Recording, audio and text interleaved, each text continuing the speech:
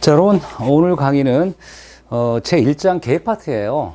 이 계획 파트에 이제 계획촌론이나 또는 사무소 건축, 공동택 중심으로 출제가 되고 있거든요.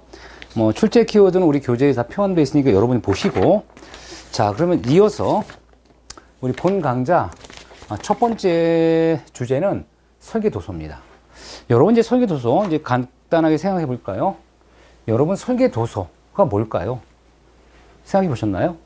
아마 건축을 이렇게 생각할 수 있어. 우리 수업 보면은요, 이 건축을 전공하신 분 손 들어보세요. 그렇죠? 전공하지 않았다.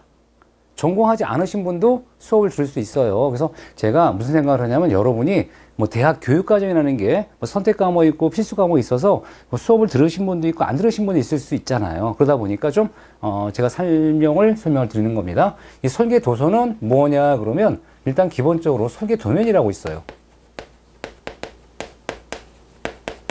그 안에 그 다음에 시방서가 있고요. 각종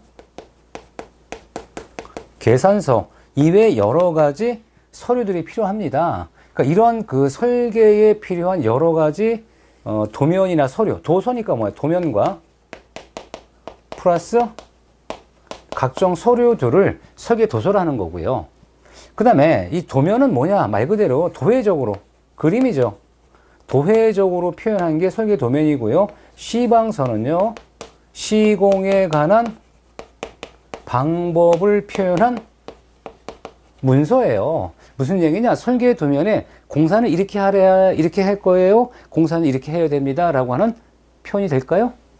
공사 방법은 나오지 않지. 예를 들어서 설계 도면에 1.0비 그렇죠. 표시했어요. 1.0비. 그러면 1.0비라는 건 뭐 하면 돼? 우리가 이제 벽돌을, 그쵸. 콘크리트 벽돌이, 1.0비다. 그러면, 우리가 벽 두께가 190mm라는 걸 알잖아요. 근데 이거를 어떻게 쌓으라고 하는 방법은 표기할 수가 없었던 거예요. 설계 도면에.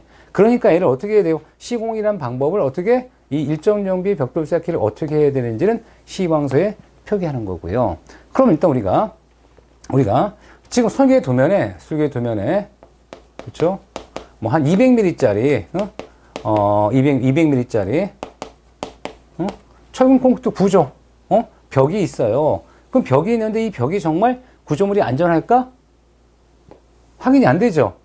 이 벽을 시공하는 방법은 어디? 시방서를 보고 가능한데, 정말 이러한 벽이 안전한지는 어디? 구조계산서를 확인해야 되거든요. 그럼 구조계산서 결과 오케이라고 이상이 없으니까 200mm짜리 벽이 나온 거예요. 이런 것처럼 우리는 뭐냐면, 설계 도면에 표기하는 내용이 때에 따라 뭐다? 시공에 관한 방법을 알기 위해서는 어디서? 시방서를 찾는 거고요. 이게 구조적으로 안전한지 확인하는 그 내용들은 어디서? 구조계산서 같은 데 알아보는 거고요. 자, 우리 설비 용량이 하나 있어. 설비 장비가 있는데, 그 설비 장비에 대한 이러한 리스트는 어디 있어요? 설계 도면에 있습니다. 근데 설비 자체가 용량이 적절한지 확인하려면 뭘 찾아야 돼? 설비 용량 계산서를 또 확인해야 되는 거거든요. 이런 식으로 우리는 뭐냐면, 우리가 건물을 짓는 데 필요한 각종 도면과 서류를 설계 도서로 하는데, 이때 도면이 있고 시방서, 계산서 여러 가지 것들을 다 포함해서 뭐라고?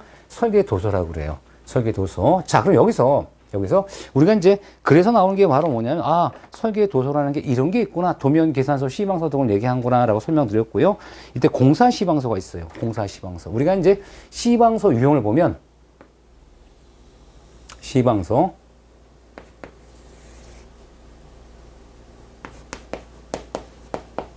표준 시방서가 있고요.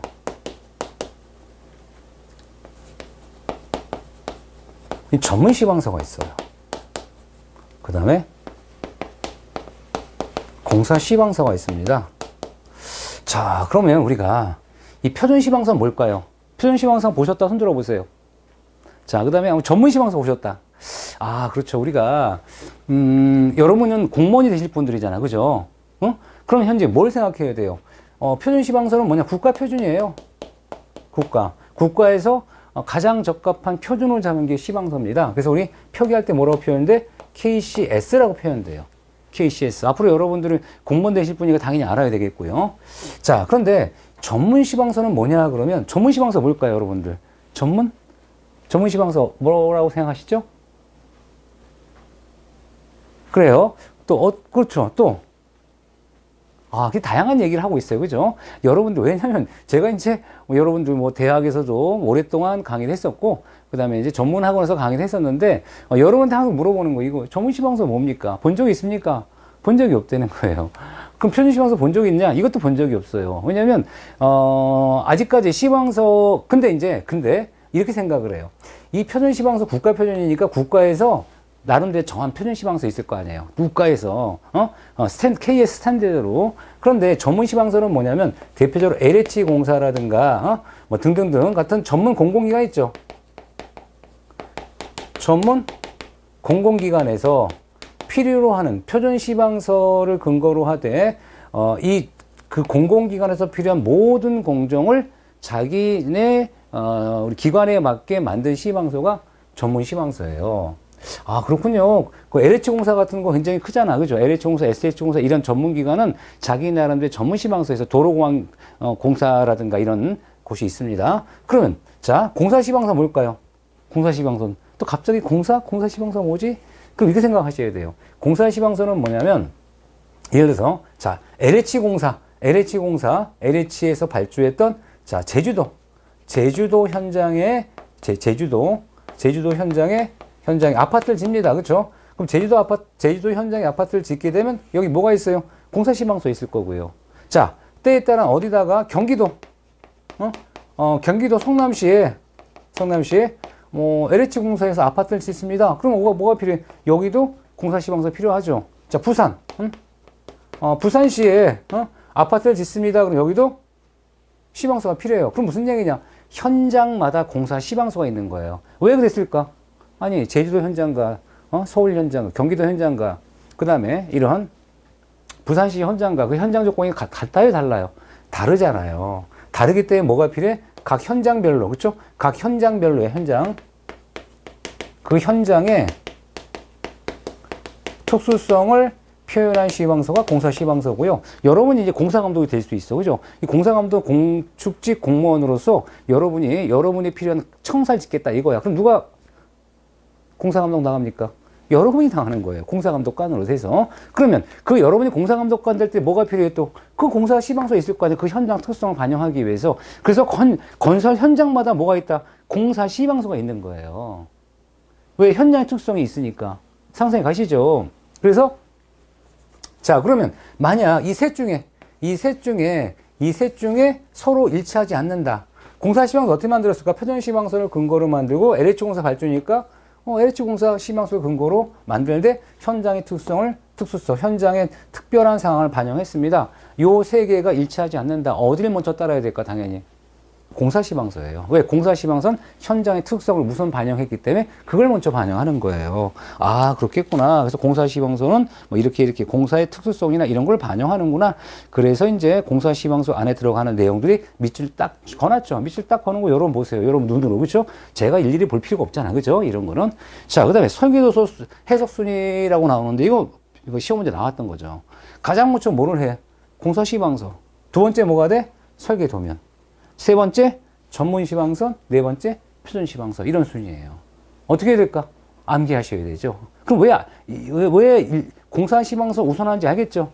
그렇죠. 시공하려고 하니까 문제가 생겼는데 공사시방서 가장 우선을 하고 그다음에 설계도면 그 세 번째 전문시방서, 네 번째 표준시방서, 다섯 번째 산출 내역서 등등등이니까 1번부터 4번까지 외워도 특별히 하자가 없어. 왜? 여러분이 시험 문제 나오면 분명히 가장 먼저 뭘 우선히 할 거냐 물어볼 테니까. 됐죠? 좀 순서 맞는 거냐? 그럼 기본적으로 공사시방서가 먼저 들어가고 그다음에 설계도면 들어가고 전문시방서, 표준시방서 이 순서니까. 됐죠? 이런 거는 생각을 하면 어렵지 않습니다. 뭐 재료 표기하는 거 이렇게 보시고요. 관련된 내재 문제 딱 나와. 그럼 한 페이지 공부했으니까 뭐가 나와? 이제 한 페이지 나오면 바로 문제 유형이 나오는 거예요. 테마, 주제, 일에 맞는 문제. 어떤 생각 드세요?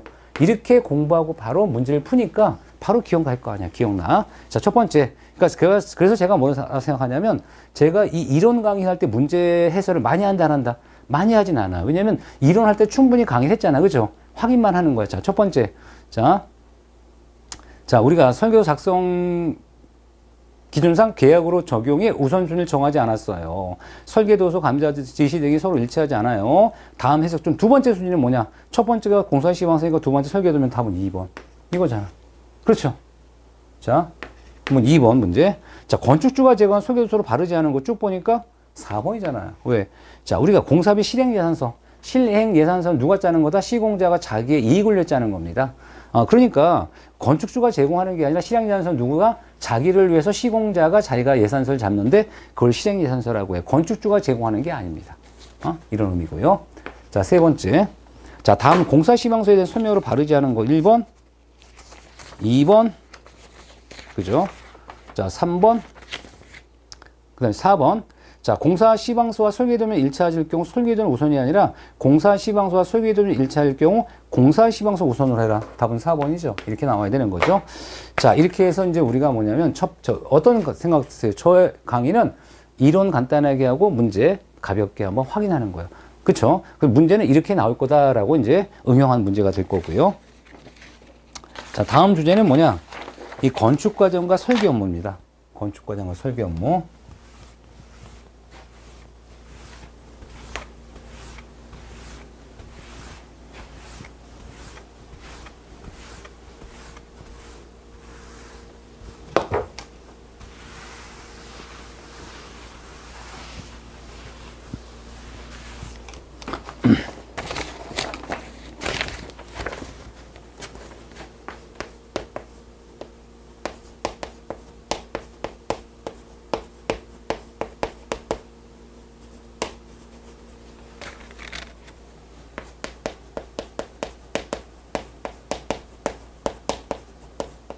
자, 건축과정과 설계 업무라고 하는데, 자, 우린 이렇게 얘기를 해요. 이 건축과정 전체 과정이 있고 설계 과정이 있는데, 전체 과정을 얘기하면 우리가 가장 먼저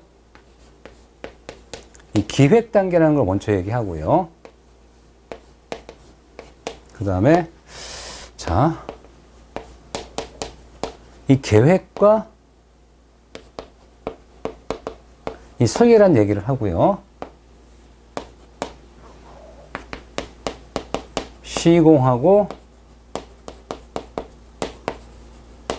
유지보수 관리 얘기하고요.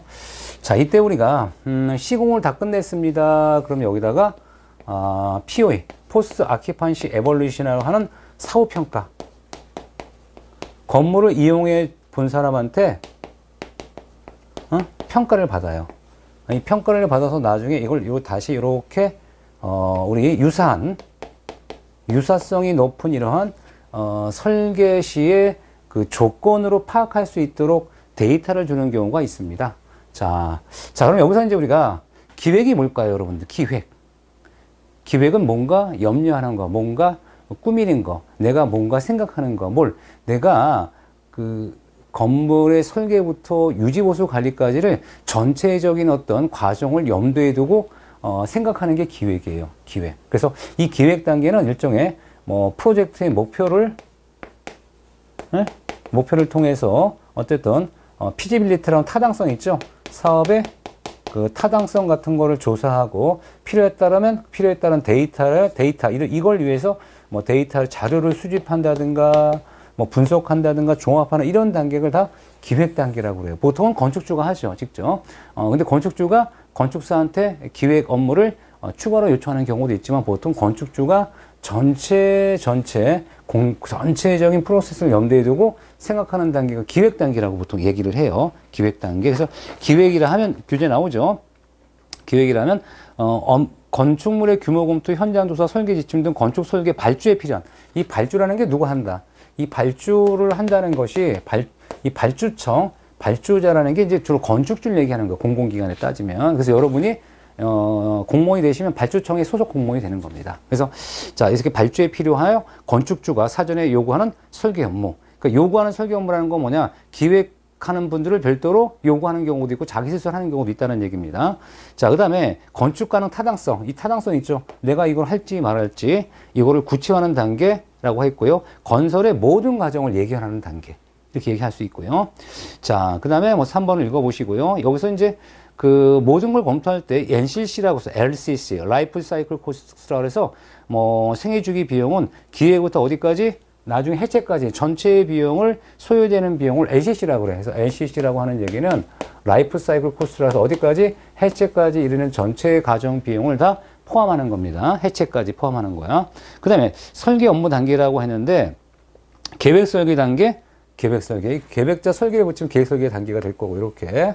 자, 그 다음에 중간 단계 설계 단계를 보면 뭐 우리가 중간 설계라고 하는 게 있고요. 이 본 설계라고 하는 게 있는데 이 본 설계는 보통 실시 설계라고 보통 얘기를 하는 거예요. 그럼 계획 설계라는 것은 일종의 뭐예요? 내가 뭔가 밑그림을 그리는 단계로 무슨 내가 이렇게 밑그림을 그려서 계획은 이렇게 할 것이다 라고 해서 안을 보여주면 누가 승인할까요? 건축주가 승인하겠죠. 그래서 뭐 디자인의 개념 등등등 해서 기본적 계획안이죠. 요 계획안, 이거를 어떻게 할지 계획안을 검토하고요. 그 다음에 이제 방향을 정해주는 거. 그래서 이 계획안을 누구한테? 건축주한테 승인을 받으면 되는 거예요. 그럼 이 승인받은 이 계획안을 구체적으로 설계를 하는 게 중간 설계 단계가 될 거고요. 이 중간 설계는 건축법에 의한 기본 설계 도서를 포함한다라고 했고요. 자, 그래서 이제 요런 것들을 잘 어떻게 돼요? 구체화시키죠. 구체화시키면 요것도 뭐가 돼? 요거에 대한 확정을 하고 해서 누구한테 승인을 받아. 이 누구한테 승인을 받을까요? 건축주한테 승인을 받죠. 그러니까 점점 구체화시키는 거야. 얘를 어떻게 한다? 계획안을 구체화시켜주는 단계가 될 거고요. 일단 본 설계가 중요하죠. 실시 설계예요. 실시 설계는 승인받는 단계가 아니라 확정을 결정하는 단계다라고 생각하시면 돼요. 왜냐하면 여러분 생각할 때 어떻게 될까요? 건축주가 아주 구체적인 실설계까지 갈 의미가 없어요. 왜? 너무 구체적이잖아. 그럼 건축주한테 승인받은 내용을 토대로 아주 디테일한 우리 상세도라든가 그 다음에 시방서라든가 이렇게 아주 디테일한 그 설계 도서를 작성하는 단계를 실시 설계 단계라고. 이 실시 설계 단계가 바로 누구죠? 시공을 염두에 두고 아주 구체적인 어떤 도면도가 나오는데 이걸 실시 설계라 합니다. 그럼 실시 설계 하면 뭐가 되는지 시공자가 이 실시 설계 도면을 가지고 현장 시공하는 거고 사람들은 이용자가 나오겠죠. 사용자가 나오고 유지보수하고 그 다음에 우리가 이렇게 사람들이 사용해봤죠. 사람들이 사용해봤으면 사람들이 살아보고 난 후 이 건물에 대한 평가를 해요. 이 건물에 대한 평가를 바로 지금 건물에는 도입할 수 없지만 향후 유사한 거죠. 유사성이 높은 이런 건물의 설계의 기본적인 조건으로도 반영할 수 있다라고 보시면 되겠습니다. 이걸 POE라 하죠. 그래서 시공 단계에 있고 시공 단계의 사후 설계 관리 업무라고 있어요. 그 뭐냐면 시공 단계의 사후 설계 관리 업무라는 것은 이제 건축사의 설계 의도가 좀 반영될 수 있도록 해석, 자문하는 걸 사후 설계 관리 업무라고 보통 얘기하는 겁니다. 자, 그다음 평가 단계 POE 제가 설명드린 포스트 아큐판시 에볼루션. 포스트 아큐판시 에볼루션은 결국 사전 평가, 사후 평가, 사후 평가입니다. 사후 평가. 자, 진단을 평가하는 거고요. 자, 그럼 관련되는 문제 있을 거 아니에요. 1번부터 풀어볼게요. 1번. 봤더니 건축 설계 프로세스입니다. 옳지 않은 거. 1번 설계 과정 기획 설계, 기본 설계, 실설계로 구분하고요. 두 번째 읽어보시고 세 번째 실설계 같은 내용이 나올 거고 네 번째 건축 설계 부대서로는 시방서 각종 계산서 등이 있고 내역서는 제외한다. 이 내역서도 포함시킵니다. 내역서 그 부대 서류에 내역서라고 해서 어떤 그 물량 산출한 이런 것들이 있는데 이것도 포함시키는 겁니다. 자, 그다음 두 번째. 자, 시방서와 공사비 내역서 등이 작성되는 단계는 언제 작성되는 게 제일 좋을까요? 실시 설계 단계죠. 왜냐면 우리가 현재 시방서와 공사 내역서는 뭐냐면 아주 구체적인 도면이 되어야지만이 우리 각종 물량 산출이 끝나는 거잖아요. 만약 여기서도 내가 내역 계산할 수 있어. 여기도 할 수 있어. 근데 문제는 뭐야? 변동성이 있죠. 왜? 아주 구체화된 게 아니잖아. 아주 구체화된 단계에 내역서 같은 물량 산출이 나오는 거지. 이런 데 단계도 나올 수 있지만 그때는 구체적인 게 아니니까 가장 적합한 것은 실시 설계 단계에서 보다 구체적인 내용들이 나와야 되는 거죠. 이런 얘기고. 자, 세 번째. 자, 공사 시공 과정에서 건축사 설계 의도가 충분히 반영되도록 수행하는 업무. 그럼 결과적으로 뭐예요? 사후 설계 업무예요. 우리가 이 시공하기 전엔 사전 설계 업무지만 이 시공이 되면 사후 설계 업무라고 보통 얘기를 해요. 이 용어적 정의가 그래서 답은 3번이다. 현장에서 시공 과정에서 건축사의 그 설계 의도가 반영되도록 지도 검토하는 그 단계의 설계 업무를 사후 설계 업무라고 보통 용어적 정의를 정한 거고요. 자, 네 번째 문제. 네 번째 문제 봤더니, 자, PO의 의미, 포스트 아키파시 에볼루션이죠. 딱 보니까 2번이죠. 건물을 사용해 본 후 평가하는 거다. 답은 2번. 자, 이렇게 해서 우리가 어떻게 강의 진행하는지 이해하시겠죠? 제가 생각할 때는 이 교과서 굉장히 제가 나름대로 책 읽게 만들었거든요. 그래서 현재 이론을 공부하고 문제를 푸는 이런 과정이 계속 반복될 겁니다. 자, 여러분 다음 강좌에서 뵙겠습니다.